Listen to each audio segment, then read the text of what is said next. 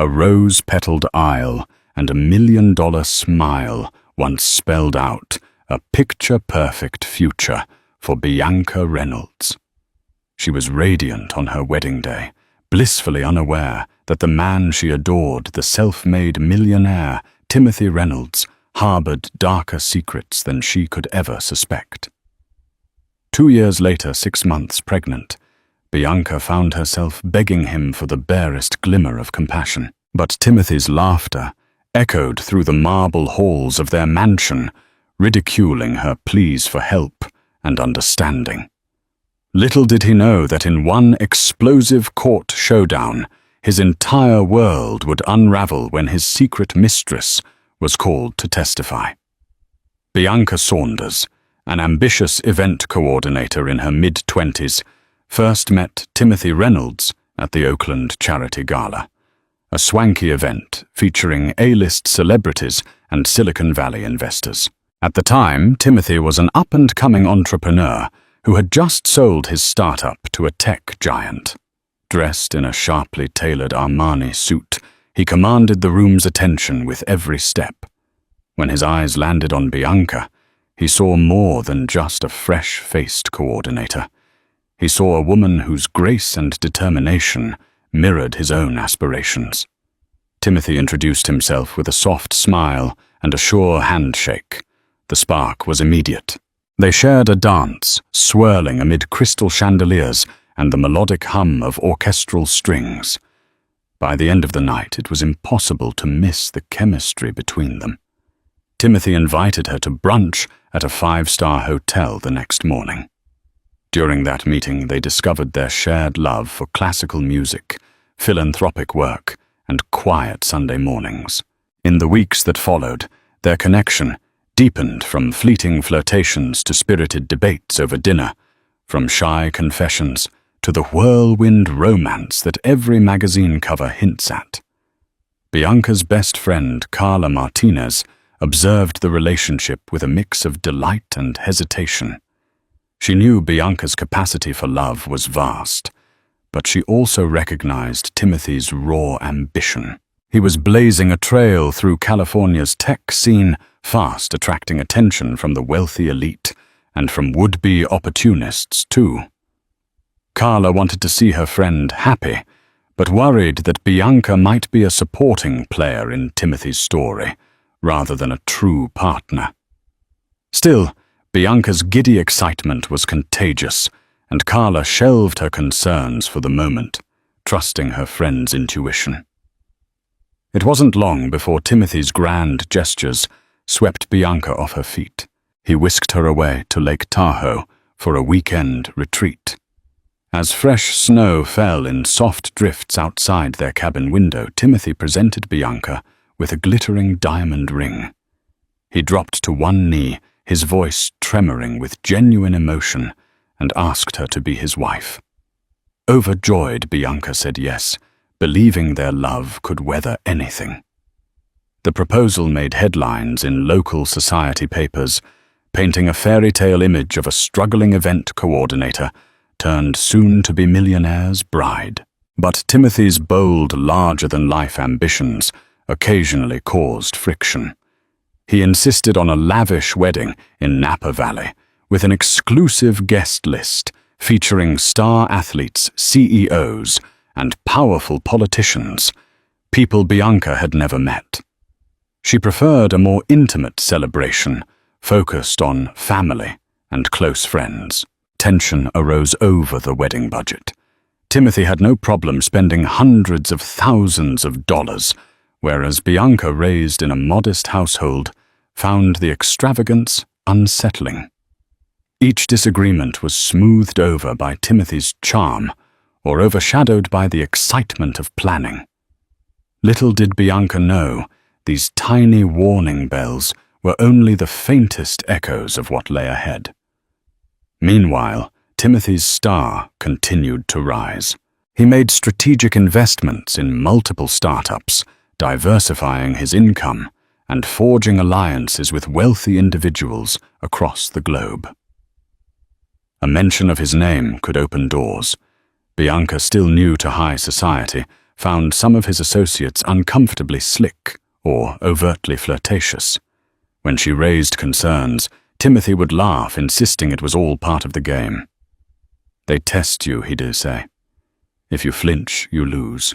Their wedding took place in a sun-drenched vineyard, the kind of picture-perfect setting that ended up on the cover of California Bride magazine.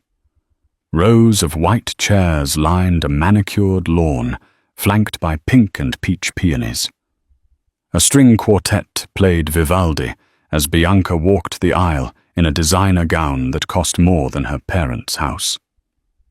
The presence of stars like actress Celia Harrington and NBA legend Robert Templeton gave the event an unearthly glow. Bianca's parents, Linda and Richard Saunders, were overwhelmed by the scale of it all, but beamed with pride nonetheless. During the vows, Timothy spoke passionately about partnership and honesty. He extolled Bianca's loving nature, promising her a life filled with devotion and generosity. The day felt magical, a storybook dream. Yet somewhere deep in her heart, Bianca sensed a creeping shadow, an unease she couldn't name. Timothy's vow to stand as equals rang a bit hollow when she glimpsed the $1,000,000 archway behind him, or the swarm of paparazzi snapping photos. Still, she said, "I do," surrendering to love and the belief that this was just the beginning of something wondrous. That night, before they fell asleep, Timothy initiated a conversation that would later haunt Bianca. He laid out the idea of a prenuptial agreement in a calm, matter-of-fact tone, saying it was just a formality to protect his hard-earned assets. She hesitated. Signing felt like a betrayal of trust, a precaution that presumed the marriage might fail. However, Timothy soothed her concerns by promising it was just legal jargon. Naively, she signed. In that moment, all she wanted was to secure a harmonious future. If only she had known how that signature would shape the next chapter of her life. Married life began on a high note. The newlyweds honeymooned in Greece, drifting between Athens and Santorini. Timothy's affection was genuine. He woke Bianca with breakfast in bed, arranged private tours of ancient ruins, and danced with her barefoot under the moonlight. For 3 blissful weeks, they were inseparable, discovering not just foreign landscapes, but also deeper truths about one another. Bianca convinced herself that any lingering worries were just jitters overshadowed by the brilliance of what they had together. Upon returning home, reality came rushing back with a vengeance. Timothy's business demanded more of his time. He was often away on business trips, sometimes for days or even weeks. Late-night phone calls and urgent text messages about new deals became the norm. Bianca tried to adapt, refocusing her energy on volunteering at local shelters, and occasionally taking on smaller-scale event planning gigs to keep herself busy. But the loneliness crept in, like a chill wind, leaving her restless at night. She missed him, missed the ease of their early courtship. Things worsened when Timothy purchased a sprawling mansion in Palo Alto without consulting her. He saw it as the perfect place to raise a family with 10 bedrooms, an indoor pool, and cutting-edge security systems. Bianca felt overwhelmed by the distance from her own roots. Her parents still lived in a modest 2-bedroom cottage in San Leandro. She expressed her apprehension, but Timothy brushed aside her concerns, calling it an investment. Each day, the disparities in their perspectives grew clearer, leaving Bianca feeling more like a spectator than an equal partner in their marriage. One November afternoon, Bianca received a peculiar phone call from a woman who refused to identify herself. The caller only said, "Watch out for Timothy. He's not who you think he is," before abruptly hanging up. Troubled, Bianca tried to call back, but the number was blocked. She mentioned this to Carla, who urged caution, but also reasoned it could be a prank or a disgruntled ex-employee. When Bianca brought it up with Timothy, he frowned and insisted it was a hoax.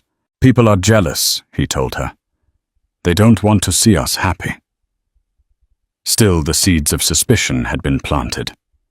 Bianca began noticing little things, texts arriving late at night that Timothy swiftly deleted, lunch receipts from places he'd supposedly never been, and an expensive bottle of perfume in his car's glove compartment that did not belong to her.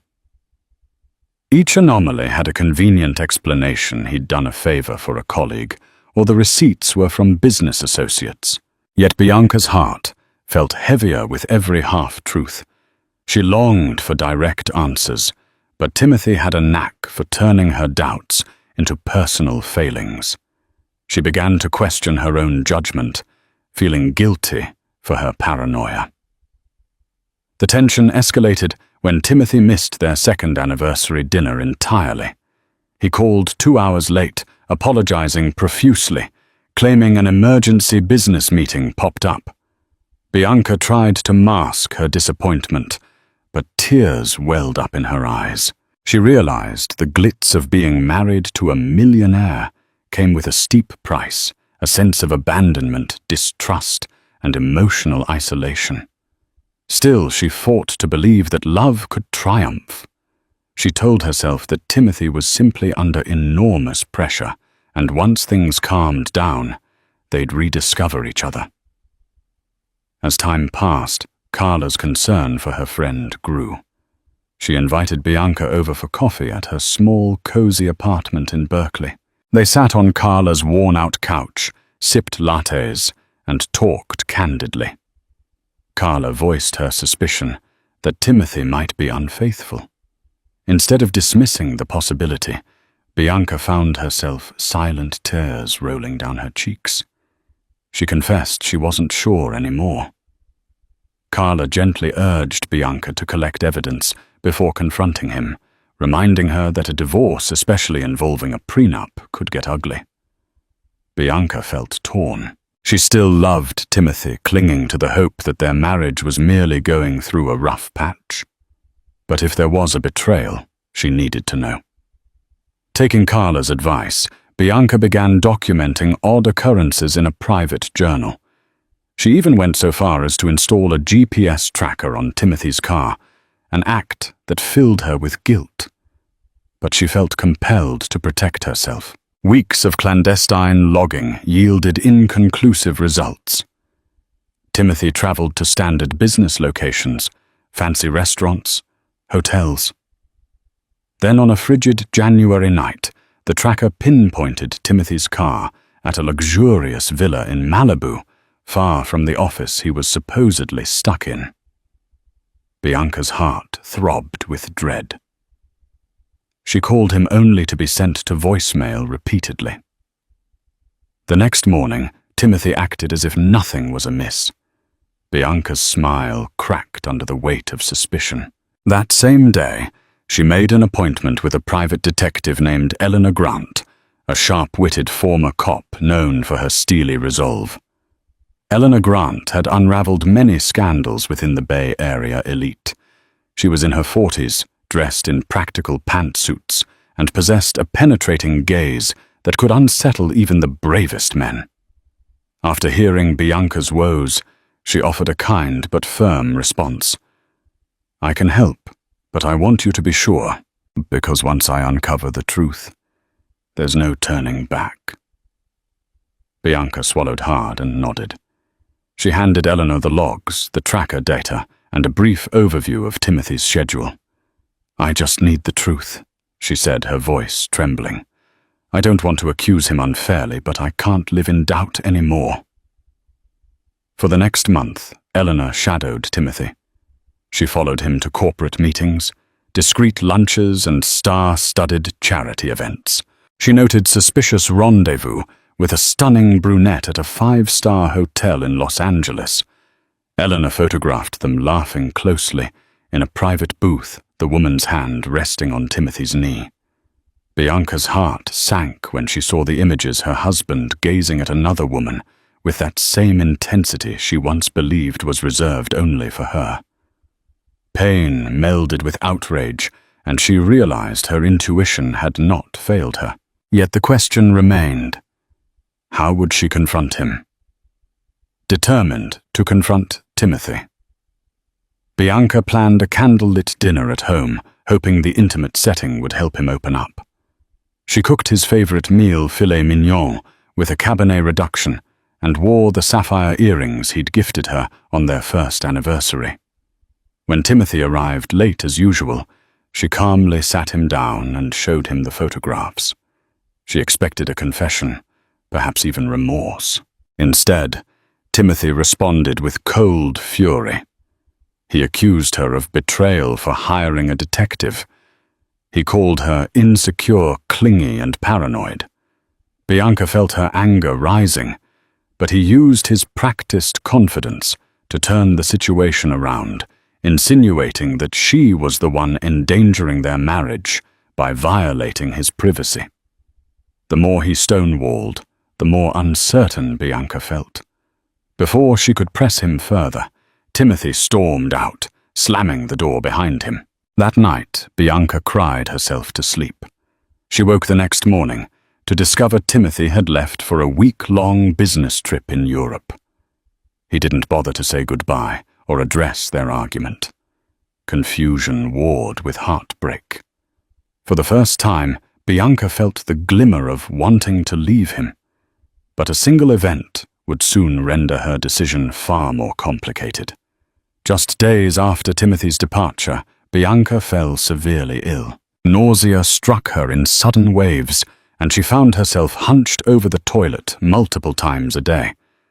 At first, she blamed stress, but Carla insisted she take a pregnancy test. A whirlwind of emotions swirled in Bianca as she stared at the positive result.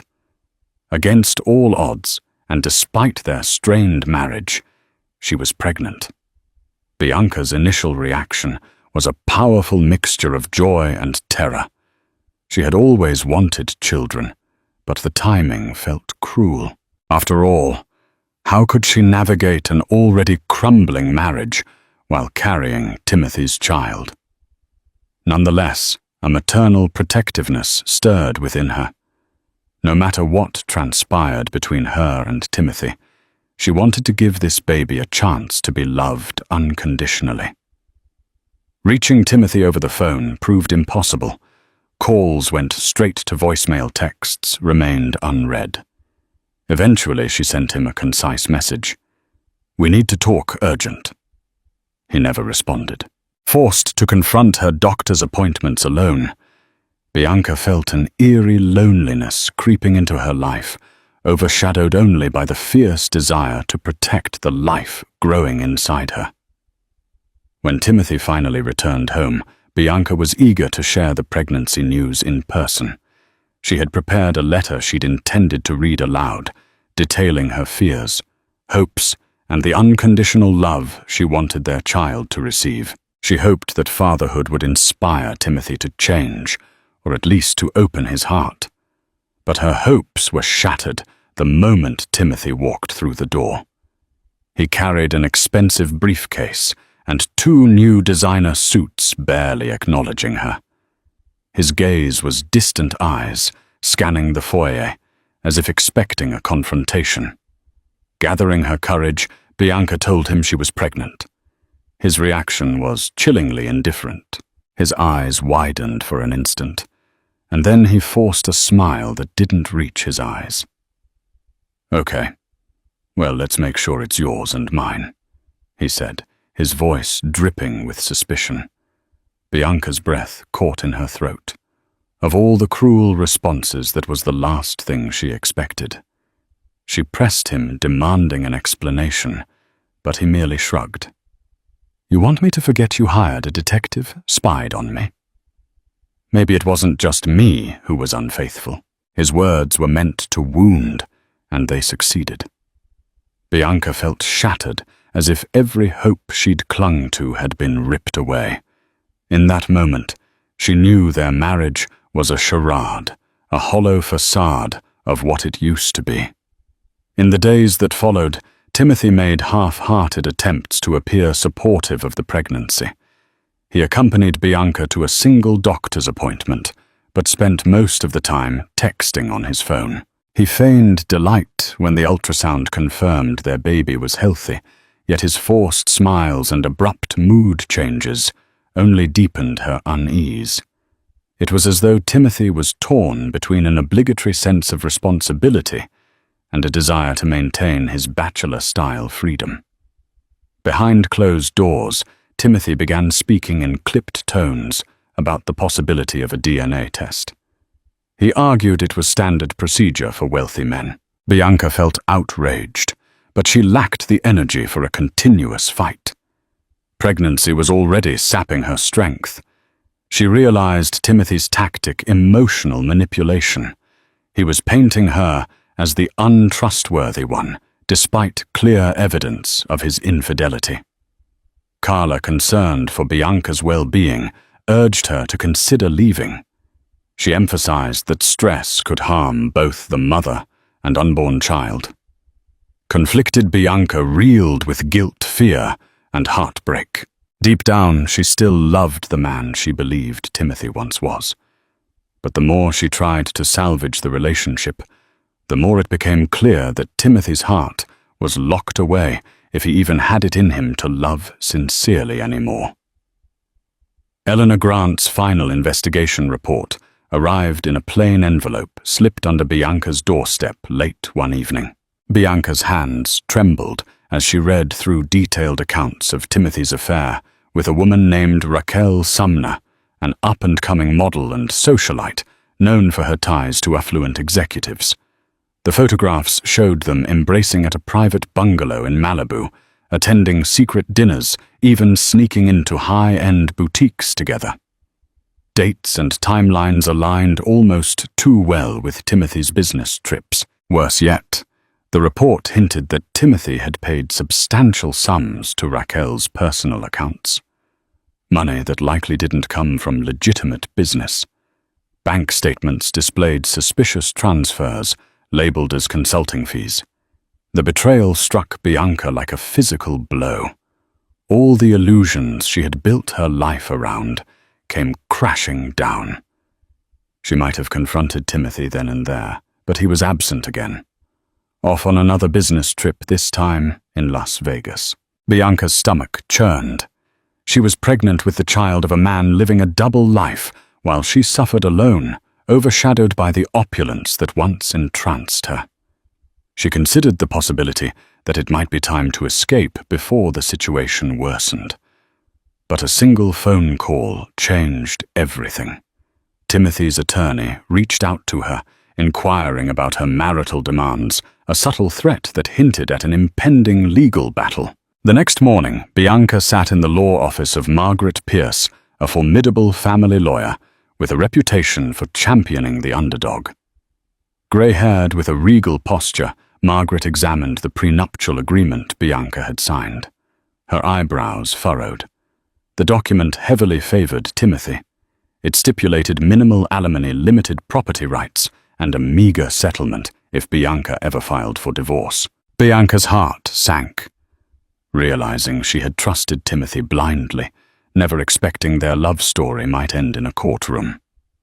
Margaret, however, found potential loopholes, particularly concerning Timothy's possible marital misconduct and the unborn child's financial needs. California law places high priority on child support, she explained, if we can prove infidelity, cruelty, or that he concealed certain assets, we have grounds to challenge the prenup. But it won't be easy.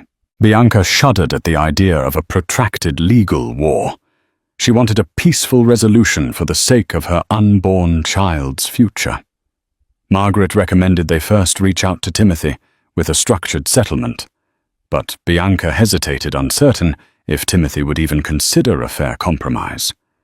Still, she agreed to Margaret's plan, hoping that a cordial dialogue might be possible before the fight escalated. Margaret sent a letter to Timothy's legal team, outlining Bianca's request for financial security, during her pregnancy, prenatal and postnatal support, and an arrangement that would allow her to remain in the Palo Alto home until the child reached adulthood. She also demanded Timothy attend counseling. The demands were modest, given Timothy's vast fortune, but they were essential to Bianca's stability. Timothy's response came swiftly, and it was frigid, a stark refusal. His letter claimed that Bianca had violated his trust, tried to fabricate evidence, and was now attempting to extort money. He offered a small monthly allowance, insufficient even for basic living expenses in Palo Alto. The letter concluded with a veiled threat. If Bianca pursued legal action, Timothy wouldn't hesitate to use every legal resource to defend himself. Devastated, Bianca felt trapped. She was carrying his child, yet faced a future overshadowed by a legal war.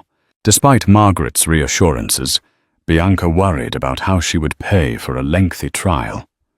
Meanwhile, her doctor cautioned her that stress was impacting her health. The baby's well-being now depended on her finding a path forward that minimized emotional turmoil. Yet every route seemed fraught with conflict. A week later, Margaret received an unexpected phone call from a paralegal affiliated with Timothy's lawyer. The paralegal disclosed an explosive piece of information. Raquel Sumner, Timothy's mistress, allegedly had a pregnancy scare. The details were murky, but rumor had it Timothy might have pressured her to terminate if she was pregnant. When Bianca heard this news, she felt sickened. If it was true, it painted Timothy as even more callous than she imagined. That he would push one pregnant woman aside and potentially coerce another to terminate was monstrous. Margaret's legal mind raced with implications. If Raquel was pregnant, or even claimed to be, she might possess valuable leverage against Timothy.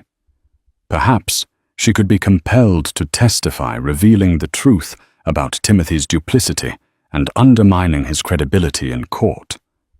Although Bianca hated the idea of dragging another woman into her legal battle, she realized Raquel might hold the key to ensuring her own baby's future was protected. Margaret initiated an informal inquiry, aiming to connect with Raquel's lawyers, if she had any. Simultaneously, Bianca struggled with guilt. She found herself pitying Raquel, who was younger and clearly enthralled by Timothy's wealth. Yet a burning anger simmered under her sadness. How dare Raquel intrude on her marriage, knowingly or not? As the legal pressure mounted, Timothy's behavior grew more aggressive. He stopped sleeping at the Palo Alto mansion, preferring to stay in hotel suites or at his penthouse in San Francisco. Security cameras around the estate were suddenly updated without Bianca's knowledge, heightening her sense of paranoia. Even the household staff, once so warm to her, seemed to follow Timothy's directives. One afternoon, Bianca encountered the gardener, Alejandro Fuentes, who hinted that Timothy had requested all staff report Bianca's activities back to him. Disgusted by this betrayal, Bianca grew more isolated. She limited her movements, terrified that any misstep could escalate the conflict. Her only solace was Carla, who visited daily to keep her company. Over time, the mansion felt more like a gilded cage, its lavish decor mocking her with illusions of prosperity. Despite his stone-cold demeanor, Timothy sporadically called to hurl insults or threaten her financially. He insisted she'd never find an attorney who could beat him, that the baby might not even be his, and that she was ungrateful for all he'd provided. Each accusation cut Bianca deeper. She might have had second thoughts, if not for the unconditional love she felt for her unborn child. That love propelled her to stay firm, to fight to believe that justice would find a way, if only she had the courage. A summons arrived indicating that Timothy sought to enforce the prenuptial agreement immediately. He filed a motion to establish that Bianca was not entitled to any spousal support beyond a token sum as outlined in the prenup. Additionally, he demanded a DNA test the moment the child was born to confirm paternity. The legal jargon was dizzying, but the message was clear. Timothy intended to crush her in court. Margaret responded in kind, filing counter-motions, challenging the prenup on grounds of fraud and duress, pointing out that Timothy's concealment of his affair at the time of signing could constitute a significant factor. She also reminded the court that child support in California is typically determined by statutory guidelines, not preempted by a prenuptial agreement. A hearing was scheduled for late spring. As the date approached, Bianca's belly grew, and so did her anxiety. She spent sleepless nights pacing her ornate bedroom, wrestling with fear and anger. Carla's frequent visits provided a glimmer of hope. Together they prayed that some miracle or twist of fate would bring Timothy to reason. Alternatively, they hoped that Margaret's strategic brilliance could shift the balance of power. In early April, Margaret announced she had made contact with Raquel's representatives. Raquel was initially combative, furious about being dragged into Timothy's marital drama. But she changed her tune when she learned Timothy was not supporting her and had allegedly cut ties after her pregnancy scare. A rumor circulated that Raquel had been threatened into silence, forced to sign a non-disclosure agreement. However, Margaret discovered that Raquel's NDA might be legally unenforceable in certain contexts, especially if she was subpoenaed in a family law case. Hearing that Timothy had essentially discarded her, Raquel felt betrayed. She reached out personally to Margaret, explaining how Timothy had promised her gifts, vacations, and even the down payment on a Beverly Hills condo if she remained discreet. She said she'd never intended to break up a marriage. She'd been dazzled by Timothy's money and charm. Ultimately, she realized he was using her for selfish pleasure. Raquel hesitated to testify, but hinted that if the court ordered it, she would tell the truth. Bianca's conflicting emotions resurfaced: pity, anger, validation. Margaret reassured her client that Raquel's testimony might be the linchpin that tilts the case in Bianca's favor. Privately, Bianca mused over how heartbreak could become such a powerful tool in a legal battleground. The preliminary hearing was held in a stately courtroom in downtown San Francisco. Rows of pew-like benches faced a raised dais where Judge Eloise Harlington presided with an air of unwavering authority. Timothy arrived with a team of high-priced attorneys, each clad in expensive suits and armed with thick portfolios. Bianca, visibly pregnant, stood beside Margaret, her heart pounding so loudly she feared everyone could hear it. Timothy's lead attorney, a silver-haired litigator named Clayton Brooks, argued passionately to uphold the prenuptial agreement portraying Bianca as a gold digger who had manipulated Timothy. Margaret countered with evidence of Timothy's affair, the suspicious bank transfers, and a timeline that demonstrated Timothy had withheld crucial information when Bianca signed the prenup. She insisted that the agreement was procured under false pretenses. Then Margaret dropped the bombshell she had Raquel's signed statement, and if the case proceeded, she intended to call Raquel as a witness. The mention of Raquel's name sent a ripple of unease through Timothy's team. Timothy's face twisted, but he maintained a stoic facade. Judge Harlington took note of the tension and scheduled a follow-up evidentiary hearing during which Raquel could be subpoenaed. The next date was set for 2 weeks later, giving all parties time to prepare. After the hearing, Timothy flashed Bianca a venomous glare. He approached her in the hallway, fists clenched at his sides, whispering, "You'll regret this." His voice seethed with quiet menace. Bianca stood her ground, one hand protectively over her belly, feeling both fear and a strange sense of empowerment. She was no longer the naive bride. She was a mother, defending her child. Days after the hearing, Bianca received a call from an unknown number. Expecting another threat, she almost let it go to voicemail, but something compelled her to answer.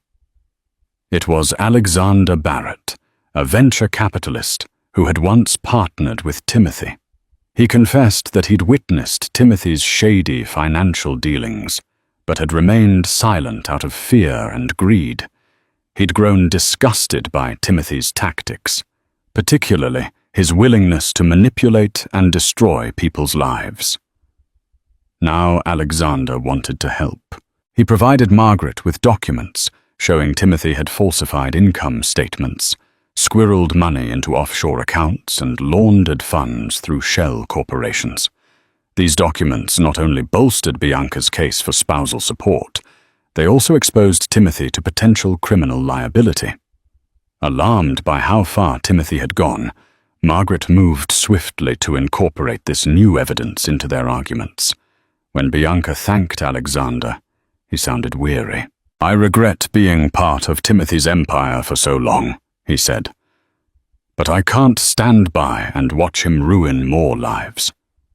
Bianca sensed the sincerity in his voice. It wasn't just her legal battle that was shifting public sentiment, might also turn against Timothy, especially if the press caught wind of his misconduct. For the first time, Bianca felt the stirrings of real hope. Word of the upcoming evidentiary hearing spread among gossip columns and tech blogs. Timothy's name was well known in the Bay Area, and the notion of a millionaire embroiled in a scandalous court case ignited the public's curiosity. Reporters camped outside the Palo Alto mansion, cameras at the ready. Bianca's phone buzzed relentlessly, with calls from journalists seeking an exclusive. Paparazzi photos surfaced of her leaving prenatal checkups, her expression tired and wary. Margaret advised her to remain silent and composed in public, to avoid any mistakes that might undermine her credibility in court. Friends, acquaintances, even distant relatives began reaching out, curious about the drama unfolding. Carla stood as a protective shield, handling some of Bianca's calls and urging others to respect her privacy. Meanwhile, Timothy appeared on a popular business podcast, deflecting any mention of his personal life. He portrayed himself as a misunderstood mogul, a victim of baseless allegations. But the cracks in his facade were beginning to show. His harshness, once disguised by charm, seeped into every public appearance. Some critics on social media labeled him the new Gordon Gekko, referencing the fictional unscrupulous tycoon from film. As the court date loomed, tensions reached a fever pitch. The long-awaited evidentiary hearing arrived. Cameras flashed outside the courthouse as Bianca, heavily pregnant, entered arm in arm with Margaret. Timothy arrived separately, wearing a designer suit and a combative scowl. In the packed courtroom, you could sense the anticipation. After a flurry of procedural motions, Margaret called Raquel Sumner to the stand. The young woman, visibly nervous, approached the witness box. Timothy's eyes darted, his jaw clenched. Under oath, Raquel admitted to a year-long affair, detailing how Timothy had funded her lavish lifestyle, provided hush money, and even arranged a private doctor's visit when she thought she was pregnant. She confessed she'd initially refused to testify, but Timothy's abandonment and Bianca's plight changed her mind. Next, Margaret introduced Alexander Barrett's financial documents, which vividly depicted Timothy's asset concealment and offshore trickery. Timothy's lawyers scrambled to object, but the judge admitted the evidence, warning them to save their counter-arguments for cross-examination. A hush fell over the courtroom as document after document painted a dark picture of Timothy's duplicity. During cross-examination, Timothy's attorney tried to discredit Raquel, labeling her a gold digger and insinuating she'd orchestrated a false pregnancy scare for money. Raquel stood her ground, even shedding tears when describing Timothy's manipulations. The emotional weight in the room was palpable. It was as though the entire courthouse realized the full scope of Timothy's betrayal. At Margaret's insistence, Timothy was called to testify. He swaggered to the witness box, but the confidence that once made him formidable seemed tainted. Clayton Brooks guided him through a rehearsed defense. He claimed the affair was consensual, purely recreational, and that Bianca had known of it from the start. He denied strong-arming. Raquel insisted the suspicious financial transactions were legitimate business deals, and suggested that Alexander Barrett was acting out of vengeance because of a failed investment partnership. Then Margaret took the reins, and Timothy's composure began to unravel. She fired off questions about the prenuptial agreement. Did he disclose his affair before Bianca signed it? No. Did he reveal his offshore accounts and manipulated finances? None. Was he aware Raquel had a possible pregnancy scare? Yes, but he claimed it was none of Bianca's business. Each answer chipped away at his credibility. At one point, Margaret confronted him with damning text messages obtained through subpoena, where Timothy had explicitly threatened Raquel, warning her to keep quiet or face legal and financial ruin. The judge's stern gaze fell on Timothy as he mumbled flimsy justifications. The tension in the room was near suffocating. After hours of testimony, Judge Harlington called both legal teams to her chambers for a private conference. When they emerged, she delivered a preliminary ruling from the bench. The prenuptial agreement's validity was in serious doubt due to Timothy's failure to disclose significant assets and the existence of an extramarital affair. The judge also indicated that if these allegations were substantiated, Timothy could face harsh penalties, including the possibility of Bianca being awarded spousal support and significant child support retroactive to the date of separation. Furthermore, the judge strongly encouraged the parties to attempt mediation, warning that if this went to trial, Timothy risked an even more staggering defeat. For the first time, Timothy appeared genuinely shaken. His attorneys conferred in hushed tones, trying to maintain some semblance of damage control. Meanwhile, Bianca exhaled a breath she hadn't realized she was holding. This wasn't a final victory, far from it, but it was a critical turning point. She'd stood before the court, brandishing the truth, and had not been dismissed. Outside the courthouse, Raquel caught up with Bianca. She looked drained but determined. "I'm sorry," she said, tears shining in her eyes. "I never wanted to hurt you. I thought I could trust him." Bianca nodded, too emotional for words. She placed a gentle hand on Raquel's shoulder, acknowledging the complicated pain they shared. Raquel went on to say she was moving to Europe. She hoped the press would eventually lose interest, allowing her to rebuild her life. "I wish you and your baby the best," she whispered, before slipping into a waiting car. Watching her leave, Bianca felt a fragile sense of closure, two women bound by the same man's deceit, now forging separate paths. Under the court's directive, Timothy and Bianca participated in a mediated session the following week. The mediator was a grey-bearded retired judge named Philip Matthews, who commanded the room with a calm presence. Timothy's lawyers started by offering a modest settlement, barely enough to cover Bianca's living expenses for a year. Margaret shot it down, countering with a figure proportionate to Timothy's hidden wealth. Timothy's voice dripped with sarcasm. "You're not going to turn me into an ATM." Margaret, unyielding, fired back that the child deserved a stable upbringing that Timothy's wealth could afford. The back and forth continued for hours, each side refusing to budge. Finally, seeing the stalemate, the mediator suggested they break for a private conversation. Bianca, nervous, agreed to talk with Timothy alone in a small room with only the mediator present. The tension was thick. Timothy looked exhausted, eyes hollow. Bianca felt her pulse racing. In a momentary lapse of hostility, Timothy admitted he had been wrong. He confessed to feeling trapped by wealth power and the constant expectation to be on top. He said he'd lost sight of what truly mattered. "But I can't just give everything up," he insisted. "This is my life's work." Bianca's eyes welled with tears.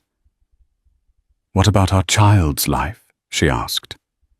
The question hung in the air. Timothy offered no clear answer. Despite the mediator's best efforts, the two failed to reach an agreement. Timothy's attorneys feared a public trial might expose more damaging secrets. Bianca's team was prepared to go the distance if necessary. Tensions soared. Margaret braced Bianca for a grueling legal process that could last months, even years, draining both parties emotionally and financially.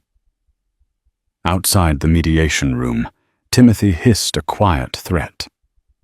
"If you keep this up, I'll make sure you never see a dime." Margaret intervened before Bianca could respond, reminding Timothy that such intimidation could be deemed harassment. Timothy let out a sardonic chuckle and walked away. His confidence wasn't entirely gone. It had simply morphed into spite. In the midst of the chaos, Alexander Barrett reappeared with more intel. He mentioned that Timothy had made enemies among other venture capitalists and startup founders. One of these enemies, an influential figure named Serena Lee, agreed to provide testimony about Timothy's unethical practices if Bianca's case proceeded to trial. This revelation put even more pressure on Timothy. He was already teetering at the edge of scandal. Additional testimonies could demolish his empire. Margaret used this leverage in negotiations, subtly hinting that the avalanche of witnesses would only grow. Timothy's attorneys grew visibly uneasy. They recognized that the more they fought, the more dirt would be exposed, and the bigger the potential damage to Timothy's net worth and reputation. Still, Timothy's stubbornness refused to yield. Weeks passed with no resolution. Bianca, now in her final trimester, found the stress unbearable. Her doctor warned of complications if her anxiety persisted. One late night, while Bianca was resting in bed, she heard her phone buzz.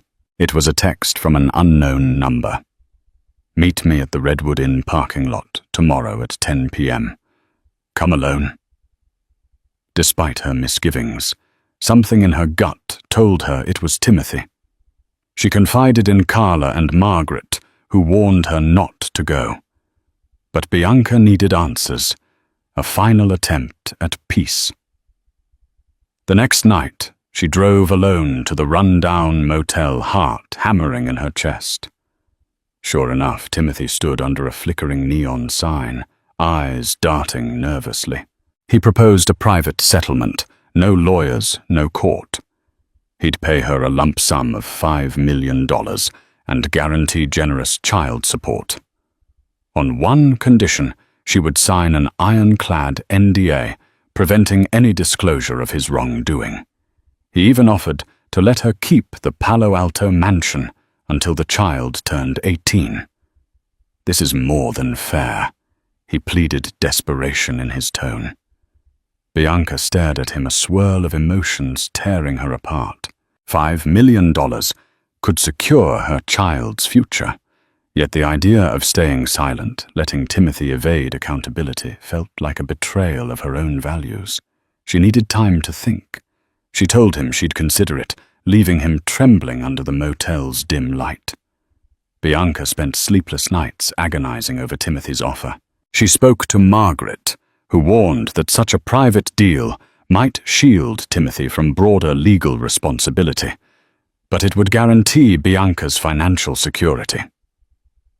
Carla urged her to reject it, pointing out that Timothy was only doing this to protect his reputation. Caught between moral duty and maternal protectiveness, Bianca felt paralyzed. But everything changed one evening when she experienced severe abdominal pain. She collapsed in the mansion's hallway. Rushed to the hospital, doctors discovered she was at risk of preterm labor. The stress had reached a critical point, jeopardizing her baby's health. Through labored breaths, she realized she couldn't keep living with her life in limbo. As she lay in the hospital bed, she made a vow to stand firm. She would not be bullied or bought off, if protecting her child meant continuing the fight she would endure. She told Margaret to move forward, rejecting Timothy's hush money offer. The next day, a final trial date was set, with the judge emphasizing that both parties had failed to find common ground. The final trial commenced in the same grand courtroom, but the atmosphere was entirely different. The press gallery was packed, and the tension felt electric. Margaret presented a succinct but devastating case evidence of Timothy's hidden wealth testimony from Raquel Alexander Barrett's documents and the prenuptial agreement's glaring omissions. Timothy's lawyers attempted to poke holes, but their counter-arguments lacked conviction. When it came time for closing statements, Margaret spoke with quiet fervor about betrayal, responsibility, and the future of the unborn child. Clayton Brooks, representing Timothy, blustered about contract law and personal freedom. But the judge seemed unmoved. In a stern voice, Judge Harlington delivered her verdict. She declared the prenuptial agreement invalid due to fraudulent concealment of assets. She ordered Timothy to provide substantial spousal support to Bianca retroactive to the date of separation, plus comprehensive child support to begin upon the baby's birth. The judge also encouraged the district attorney to review Timothy's financial dealings for potential criminal activity. Finally, she admonished Timothy for his contemptuous behavior, warning that any further harassment could lead to additional penalties. The sound of the gavel echoed through the room. Bianca slumped in relief, tears streaming down her cheeks. Timothy sat stone-faced, staring at the floor, his carefully curated world crumbling before him. Outside the courthouse, reporters bombarded Bianca with questions. Margaret whisked her away, advising minimal comment. Camera lights flashed like 1,000 tiny explosions, but Bianca felt a strange calmness. Carla met her on the courthouse steps, enveloping her in a hug. Together they drove to the hospital to ensure Bianca's condition remained stable. The baby was due in just a few weeks. In the weeks following the trial, Timothy's empire reeled under intense scrutiny. Several business partners distanced themselves, citing moral clauses and trust issues. Rumors abounded that Timothy might have to sell some of his prized assets to cover legal fees and the court's financial awards. He vanished from the public eye, rumored to be living quietly in a remote property in Montana. For Bianca, the end of the trial marked the beginning of a new chapter. She was still healing from the emotional devastation, but she felt hopeful. She was free from the suffocating marriage and had a strong support system in Carla Margaret and her own parents. Most importantly, her child had a chance at a stable future, free from the toxic environment Timothy had created. Bianca gave birth on a crisp spring morning after hours of labor that tested every ounce of her resolve. The sterile brightness of the hospital room melted into a blur as her newborn son's first cry pierced the air, a fragile, beautiful sound that shattered months of pain. The nurses wrapped him in a pale blue blanket and gently placed him in her arms. She named him Julian Emmanuel Reynolds, choosing Emmanuel to honor the meaning God is with us, because she had felt alone for so long, but not anymore. Holding him, she was no longer just a woman who had survived a betrayal. She was a mother with a future. His cheeks were plump and flushed, his fingers barely thicker than toothpicks, but they curled tightly around hers as if clinging to her heartbeat. Bianca wept, but not from sorrow. These were tears of release, of transformation. Every sacrifice, every legal battle, every night she'd cried alone in the mansion had led to this moment. The hospital allowed her a few quiet days to recover. Carla never left her side. She brought flowers from Bianca's parents, homemade soup, and soft music to fill the sterile space with comfort. When Bianca looked out the window from her hospital bed, watching cherry blossoms dance in the wind, she realized she hadn't felt peace in years. After being discharged, Bianca moved into a charming 3-bedroom home in Pleasanton, a peaceful suburb closer to her parents. The home had a sunlit nursery, painted in soft pastels, and a garden out back, where she hoped to plant roses. It wasn't as lavish as the Palo Alto mansion, but it felt infinitely more like home. Here, she didn't feel like a guest in someone else's empire. She was building her own. Carla moved in temporarily to help. Every day was a whirlwind, feeding schedules, diaper changes, midnight cries. But they laughed too. They danced barefoot in the kitchen during naps, took turns reading aloud from parenting books, and sometimes just sat in silence, watching Julian sleep, overwhelmed by the serenity of it all. And still there were moments of grief. Sometimes Bianca found herself staring into space, thinking of Timothy, not in longing, but in reflection. She couldn't forget how he once held her hand, how he used to whisper promises into her ear. But those memories were now like artifacts from another life. The man who laughed at her pleas, who chose greed over love, was not the man she once fell for. That realization brought clarity, not bitterness. She had no illusions that the road ahead would be easy. There would be custody conversations, awkward transitions, and likely more attempts by Timothy to assert control. But now Bianca wasn't afraid. She'd stood in the storm and come out stronger. One afternoon, as she breastfed Julian by the window, Carla walked in with 2 mugs of tea. "You know," she said with a smile, "you're the strongest person I know." Bianca looked down at Julian and smiled. "No, I just had the right reason to fight." They sat in comfortable silence, the kind forged only by those who had walked through fire together. Outside, the wind swayed the trees, and Bianca knew this was a new season. Sometimes, she still thought back to that night at the Oakland Charity Gala, where she met Timothy in his Armani suit, where fairy tales seemed possible.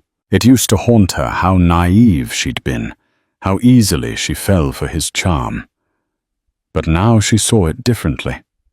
That night, that love, that pain, it had led her here. To Julian. And she wouldn't trade him for anything. Motherhood wasn't just healing her wounds.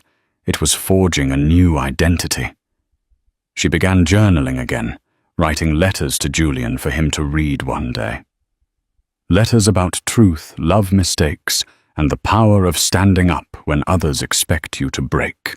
She didn't want him to grow up resenting his father, but she wanted him to understand who his mother was, the woman who refused to be silenced. Bianca enrolled in an online certification program to get back into event planning. She wasn't in a rush. Her primary focus was Julian, but rebuilding her career was a symbol of reclaiming her dreams. Margaret checked in occasionally, always reminding her that she had legal protection now, and Carla encouraged her to consider writing a memoir. "You've lived through something people need to hear," Carla told her. Women in silence. Women who feel stuck. You could be their voice. Bianca didn't know if she was ready for that, but maybe someday.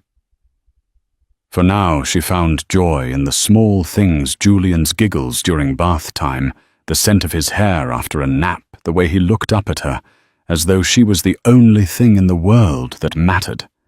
She no longer defined herself by the war she fought, but by the peace she was building. Every morning she stood by the window, Julian in her arms, whispering a quiet promise. "I'll protect you. I'll raise you with love and truth and strength." And as the sun filtered through the glass, casting golden halos over mother and child, it was clear Bianca hadn't just survived. She had begun again. Months later, Bianca sat at her kitchen table, penning a heartfelt letter to Julian, something he would read when he was old enough to understand. In it, she explained how she fought for him before he was even born, how wealth could corrupt even the brightest souls, and how courage could triumph over intimidation. She confessed her love, reminding him that he was the beacon guiding her through the darkest of times. She also wrote about forgiveness, not for Timothy's sake, but for her own. Carrying hate would only poison her heart and overshadow her new life. She acknowledged that Timothy was Julian's father, and one day Julian might want to know him. If that day came, Bianca promised not to stand in the way as long as Timothy approached it with honesty. In forging her new path, Bianca wasn't naive to the challenges ahead. She had to navigate co-parenting arrangements, potential visitation schedules, and the emotional aftermath of a toxic marriage. But she faced these hurdles with a calm assurance grounded in the knowledge that she'd emerged from the chaos with dignity, justice, and the sweetest little boy in her arms. Bianca's story is a testament to the power of truth and resilience.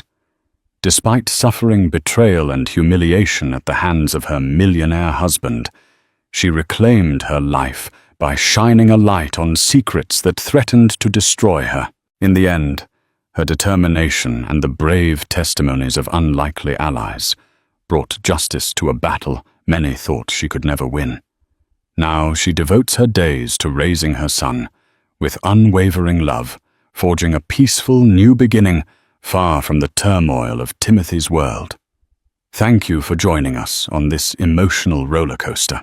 If Bianca's journey inspired you, if you've ever felt the sting of betrayal or the triumph of overcoming impossible odds, please hit that like button, share this story with friends who need a spark of hope, and subscribe to our channel for more real-life drama and heartwarming tales. Your support makes all the difference. Together, let's keep these stories alive.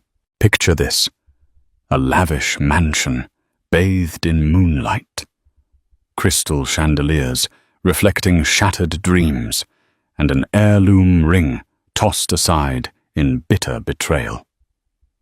Billionaire Alexander Reeves, once the envy of high society, has just done the unthinkable. He's thrown his pregnant wife, Olivia, onto the streets, all because of a whisper from his irresistible mistress, Cassandra, who claims the baby in Olivia's womb isn't his. Yet beneath the sparkle of diamonds and the hush of secrets, one final twist waits in the maternity ward. Tonight, as hearts break and fortunes shift, a single DNA test is about to expose a devastating lie. Alexander Reeves had always been surrounded by brilliance. Born into old money, he expanded his ancestral shipping empire into a global conglomerate. By the age of 30, he had rubbed shoulders with magnates like Bill Gates at exclusive charitable galas, garnering headlines for his philanthropic endeavors alongside his keen business acumen. People who saw him only from afar believed his life was a shining example of success, a testament to the perfect marriage of wealth and strategy. His family estate in Greenwich, Connecticut, was a sprawling property that had once hosted a private dinner for a handful of international dignitaries. High garden hedges, ornate fountains, and marble statues welcomed guests into a world that felt more like a modern Versailles than a mere residence. Alexander's father, the late Jonathan Reeves, had built the estate from the ground up, an outward symbol of what he believed the Reeves name stood for: prestige, integrity, and legacy. Alexander, or Alex to his close friends, inherited not just the estate, but the dreams etched into every marble pillar. He had a strong sense of responsibility that extended beyond mere profit. He wanted his family name to stand for innovation, charity, and high moral values. For years, that was exactly how he conducted his life. Under his leadership, Reeves Global diversified into energy technology and real estate. Stock prices soared, and the Reeves family became a staple in the pages of business magazines. In one of those bright intervals, while attending a philanthropic event at the Metropolitan Museum of Art, Alexander's path collided with Olivia Sinclair. Olivia was a soft-spoken graduate student of art history present that evening to present a thesis on the museum's rare Renaissance collection. Her understated elegance caught his eye. She wore a simple midnight blue gown that highlighted her quiet sophistication, a stark contrast to the glittering over-the-top attire of other attendees. Intrigued, Alexander found himself drawn away from investor conversations and the usual small talk, with high society fixtures inching closer to the modest stage where Olivia spoke with passion about Botticelli and Raphael. Despite living in a sphere of powerful men and cunning socialites, Alexander had never found anyone who touched him on an intellectual and emotional level. But listening to Olivia's voice, he felt something shift in his chest, a subtle awakening. Their first conversation was awkward. He introduced himself with more nervousness than he'd ever shown at board meetings. Olivia, unaccustomed to the attention of someone so prominent, blushed but held her composure. Over the next weeks, chance meetings turned into deliberate visits. Soon they were courting in a haze of late-night phone calls, secret glances across crowded rooms, and stolen weekends in the Hamptons. Olivia wasn't born into wealth. Her father was a retired school teacher, and her mother stayed at home, dedicating her life to her children's upbringing. The Sinclair family's warmth and genuine affection touched Alexander, who found respite in their cozy suburban home, a stark contrast to his own life of grandeur. He admired Olivia's strong moral compass and her unwavering sincerity. Within a year, the tabloids were abuzz with rumors of an engagement, and sure enough, Alexander proposed in a private garden at the Reeves estate, kneeling under flickering fairy lights and the summer moon. Their wedding took place on a crisp fall afternoon in that very garden.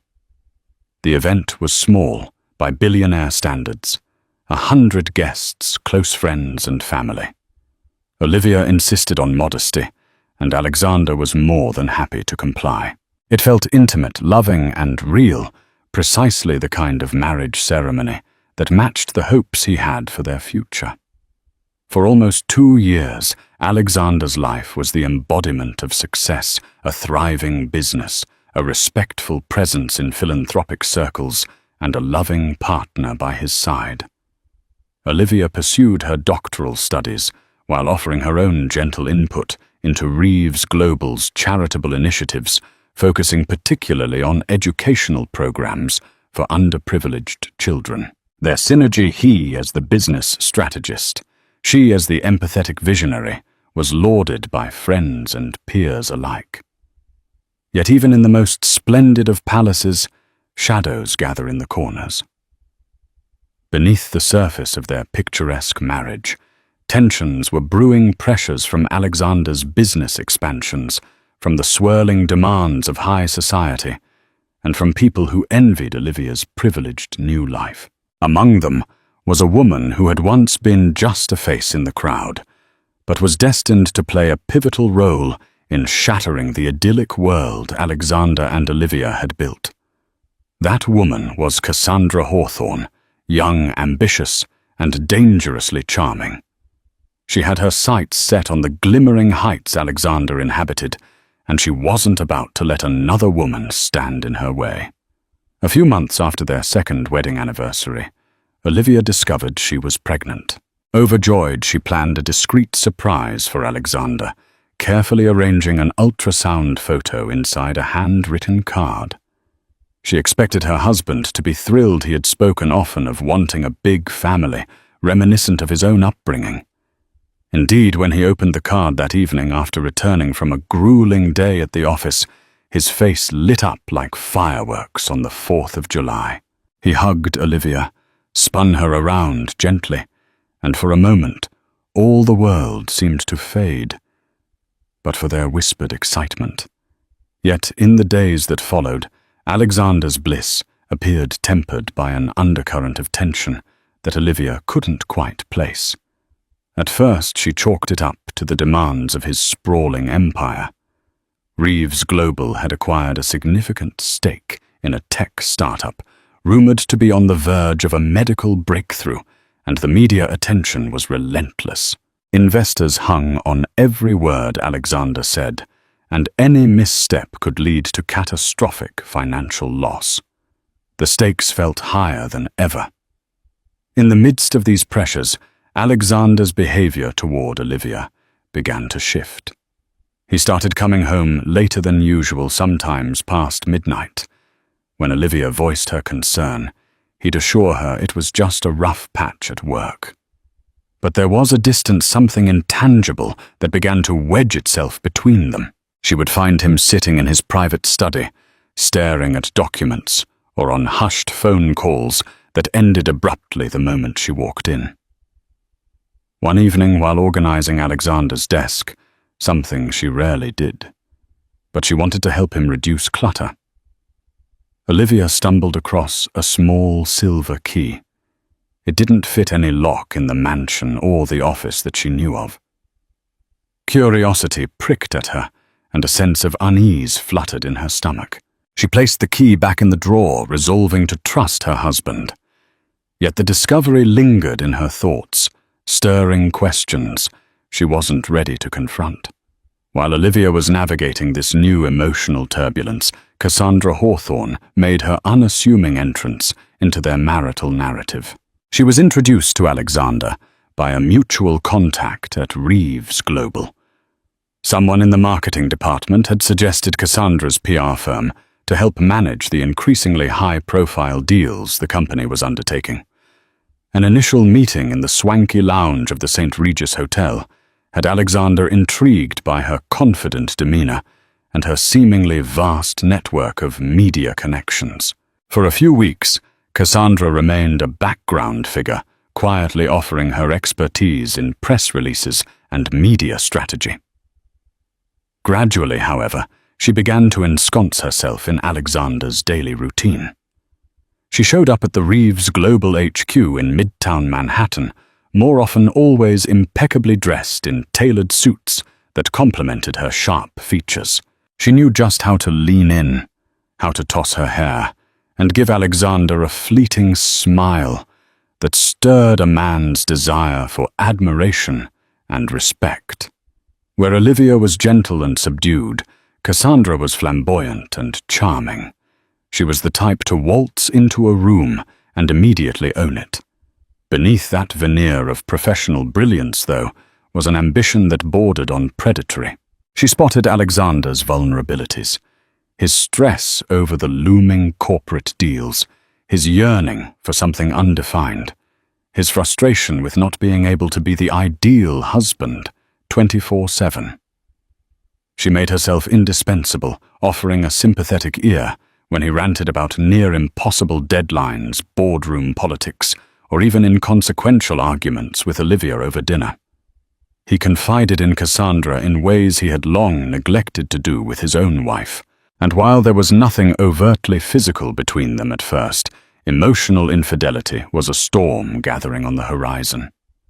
Alexander told himself he simply admired Cassandra's drive, that her presence was a breath of fresh air amid a life burdened by constant responsibilities. He convinced himself that it was just professional synergy, an alignment of minds in a cutthroat business world. Olivia, however, could sense the shift in the atmosphere as though a cold breeze had slithered into the house. Their once vibrant conversations at the dining table dwindled. Alexander often seemed preoccupied, glued to his phone or laptop occasionally, with a half-smile tugging at his lips, a smile Olivia had not been the cause of. On the nights when he came home, especially late, he reeked of expensive perfume, one that did not belong to her. She tried to push the thought away. Perhaps it was from a colleague's embrace at some business function. Yet the unease was now a constant hum in the back of her mind, creating hairline cracks in her trust. Around that time, Olivia started experiencing complications with her pregnancy. She felt bouts of dizziness, and her OB/GYN recommended more bed rest. Torn between wanting to keep up with her doctoral research and needing to care for herself, she withdrew from some social commitments. This unintentional retreat left a vacuum that Cassandra subtly filled attending parties on Alexander's arm, under the guise of business representation. Family friends like Elizabeth Harrington, a close confidant of the Reeves clan, began to notice the unusual dynamic.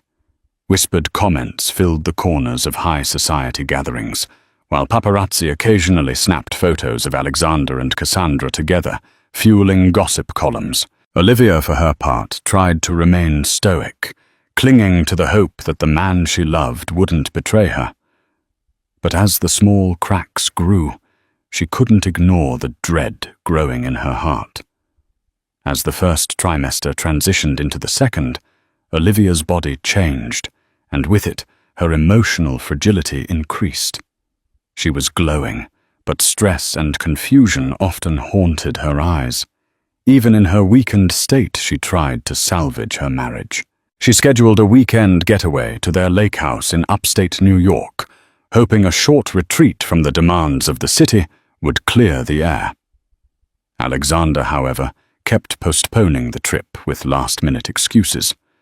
A critical meeting in Dubai, a sudden market crisis that needed his personal attention, and so forth.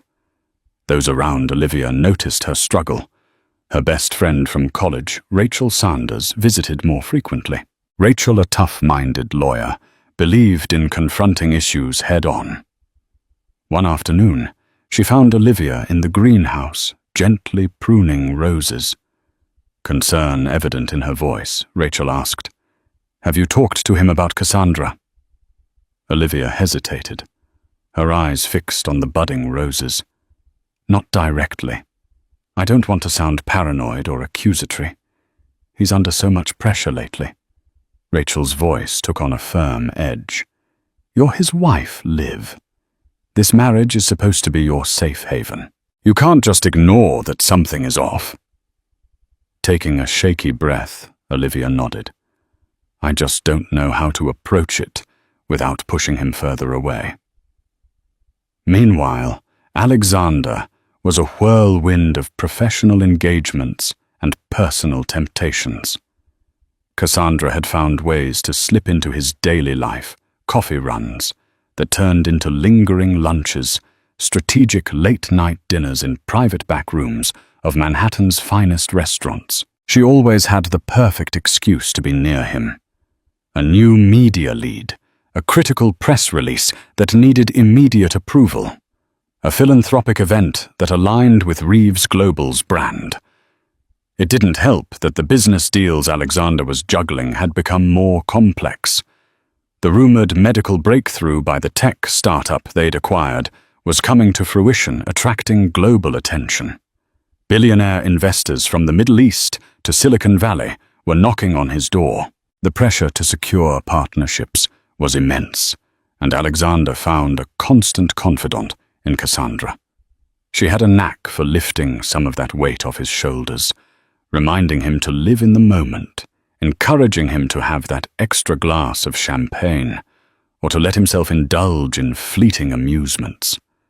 The personal boundary that separated their professional relationship from an emotional entanglement gradually disappeared. Late one evening, after celebrating the finalization of a multi-million-dollar contract, Cassandra and Alexander found themselves in a penthouse suite overlooking Central Park.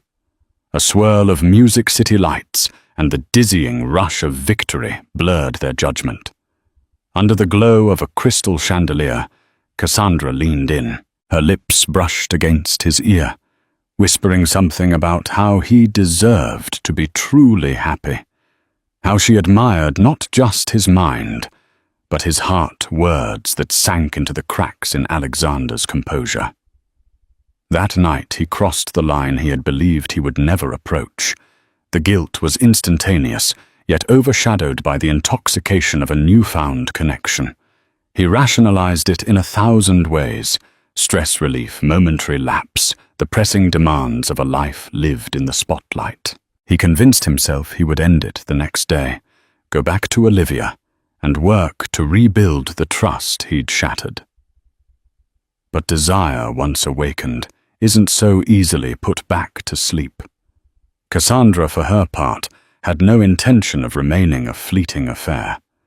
She saw in Alexander a passport to the life she'd always craved a place among the business elite acceptance into the kind of circles where wealth and power are passed around like delicate hors d'oeuvres. She intensified her hold on him, playing the role of the supportive partner he didn't realize he was seeking.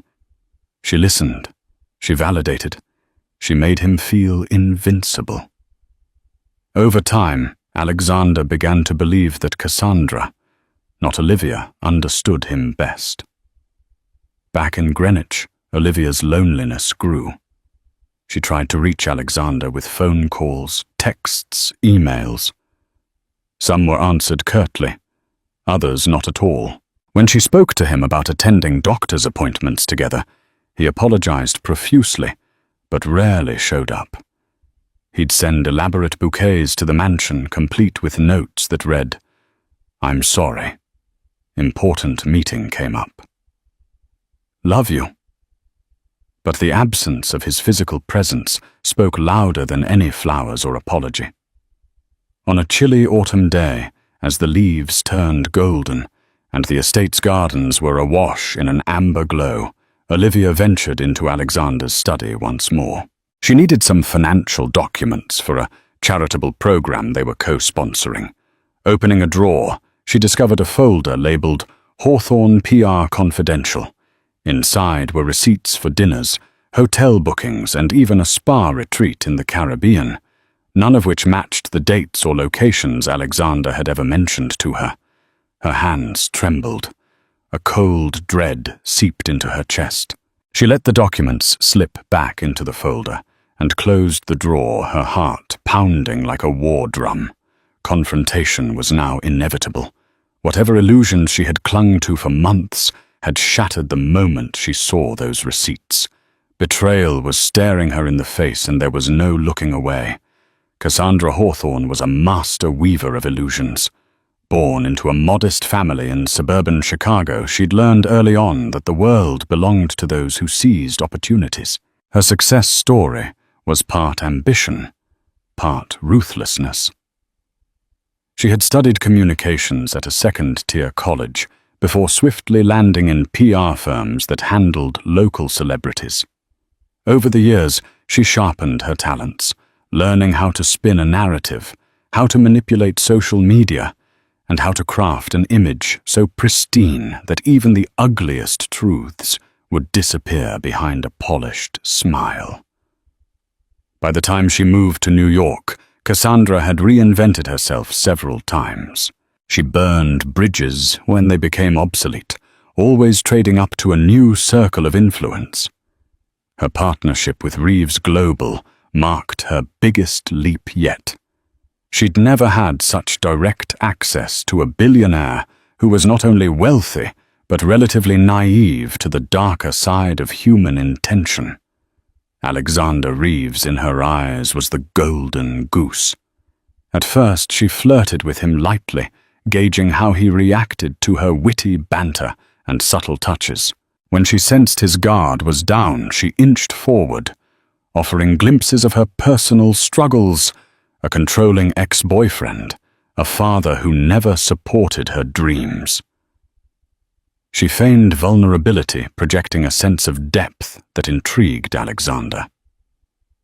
The night they spent together in the penthouse suite was more than just a fleeting affair for Cassandra.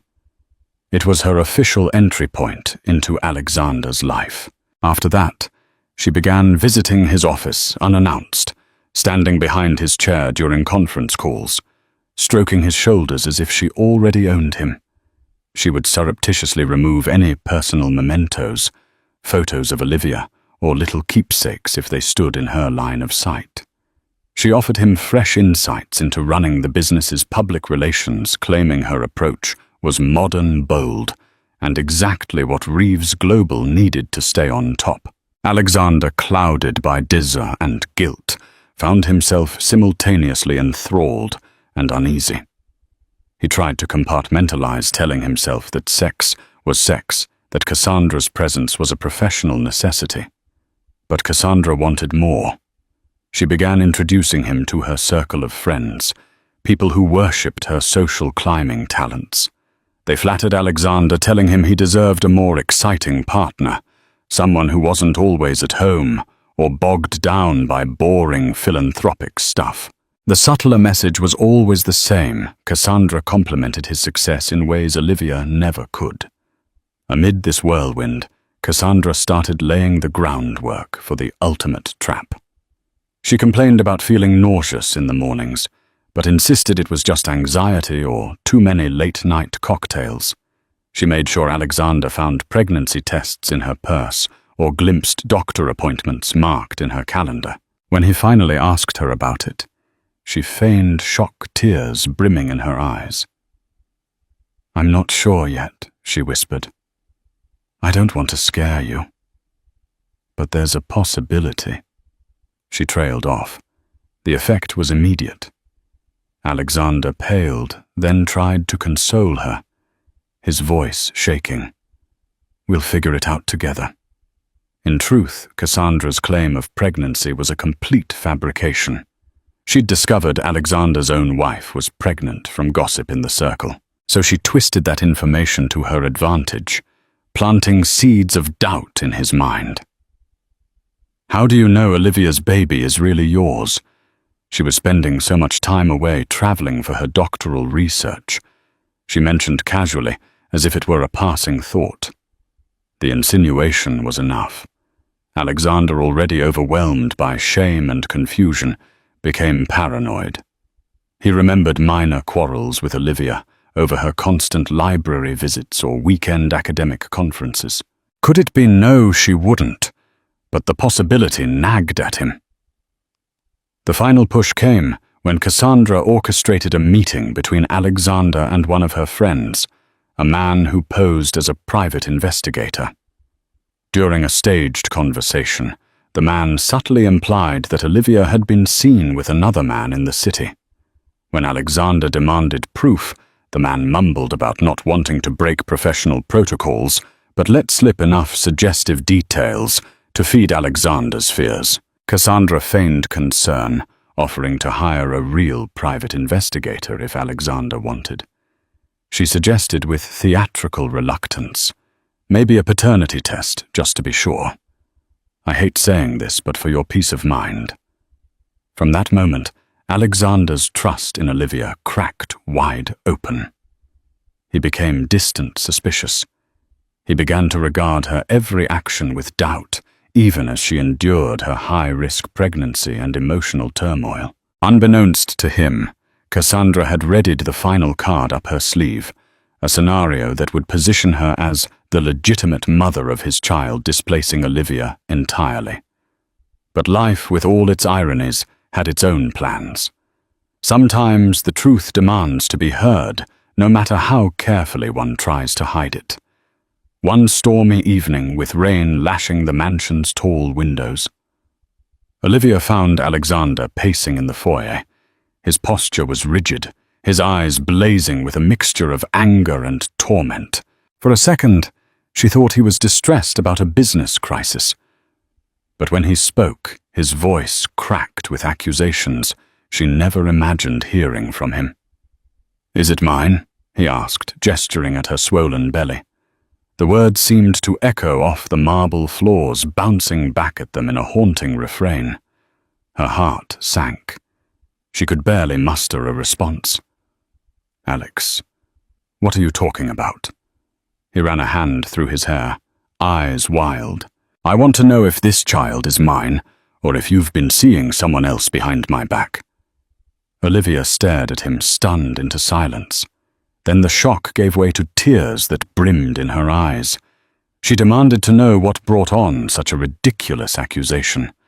But his only answers were half-coherent snippets about her travels, her late study sessions, and the fact that others had noticed strange behavior.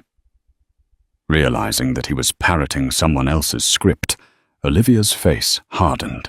She thought of Cassandra's name, the intangible presence that had grown like a weed in their marriage.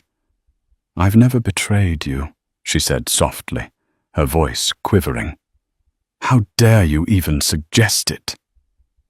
Alexander's fury climaxed, fueled by Cassandra's manipulations and his own moral downfall. He stormed into his study, hurling open drawers and rummaging through stacks of documents. Finally, he produced an envelope with pictures. They were innocent photos of Olivia at a cafe laughing with a male colleague from her university, but taken from awkward angles that suggested secrecy. "Explain these," he demanded. Olivia recognized her colleague, Dr. Thomas Waverley, a married professor who had been helping her with her thesis. She was speechless at how mundane outings were being twisted into a damning narrative. She tried to speak, but her voice faltered. In that moment, she realized how deep Alexander's mistrust ran. This wasn't just about questionable photos. This was about a man who had been manipulated to believe a lie. The argument exploded into a storm of accusations, tears, and raised voices. Alexander, consumed by jealousy and guilt, claimed he wanted a paternity test to confirm the child's identity. He hurled cutting remarks that left Olivia trembling. In her heartbreak and anger, she confronted him about Cassandra. She brandished the folder she'd discovered weeks before, demanding to know if he'd been faithful. Faced with the evidence of his clandestine dinners and trips with Cassandra, Alexander flinched. He stuttered. "It's not what it looks like in that classic refrain used by unfaithful partners who can't formulate a better lie." Olivia's eyes shone with tears, each drop reflecting the betrayal she felt. "You have no right to question my fidelity," she spat, her voice cracking, "when you've clearly forgotten your vows." Something about her direct accusation snapped the last thread of Alexander's composure. Feeling cornered both in his moral failings and emotional confusion, he reacted in the cruelest way possible. He demanded she leave. "This is my home, my estate," he said, his tone icier than the torrents of rain outside. "If you can't prove your loyalty, then get out." For a moment, Olivia stood still, her breath hitching. She waited for him to realize the insanity of his words, for the old Alexander to reappear, the one who cherished her. Instead, he turned away, burying his trembling hands in his pockets. She saw the faintest hint of remorse in his eyes, but it was overshadowed by stubborn pride and the illusions Cassandra had woven. Determined to preserve her dignity, Olivia packed what she could in a single suitcase. She refused to beg or plead. A small part of her held on to the hope that he would come to his senses at the last second. But the thunderous silence that filled the hallway proved otherwise. She paused in front of him, her head held high despite the tears on her cheeks. "I didn't betray you," she whispered, her voice catching. "You're throwing away something real for a lie. One day you'll regret this." She left the mansion, stepping into the swirling storm, with nothing but her unborn child, and a heart full of unanswered questions. Alexander watched from the front door, thunder cracking overhead. A cold dread seeped into his chest, but he hardened himself against it.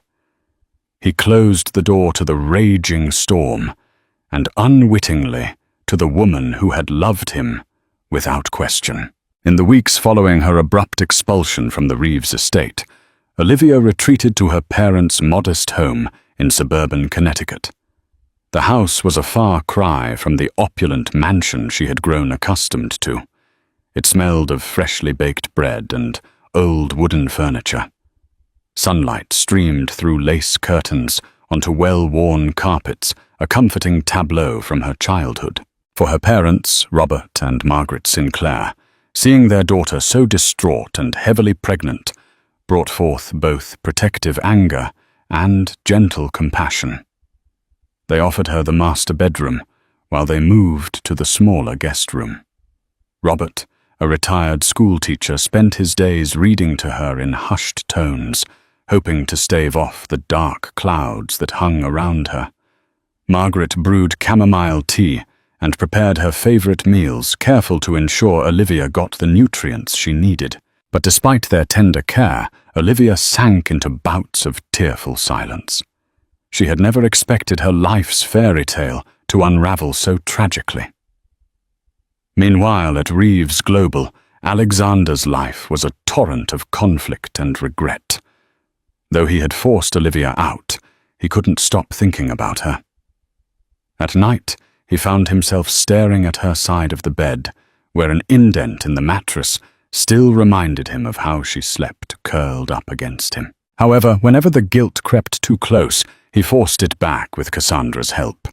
She was a constant presence now, cooking him breakfasts in the mansion's gleaming kitchen, lounging in a silk robe in the morning sunroom, even redecorating certain rooms to her taste.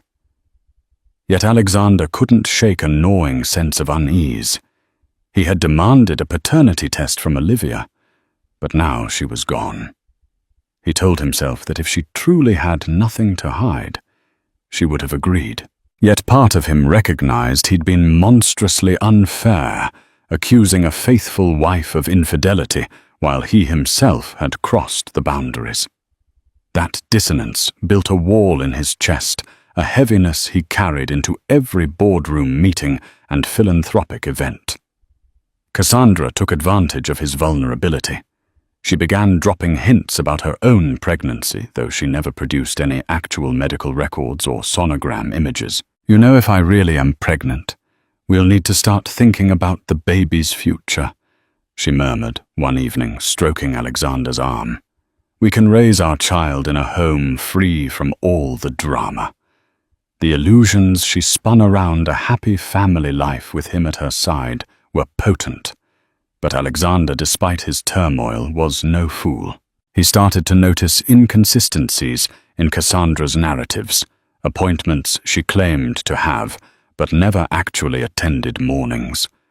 She announced bouts of nausea, but was perfectly healthy later in the day.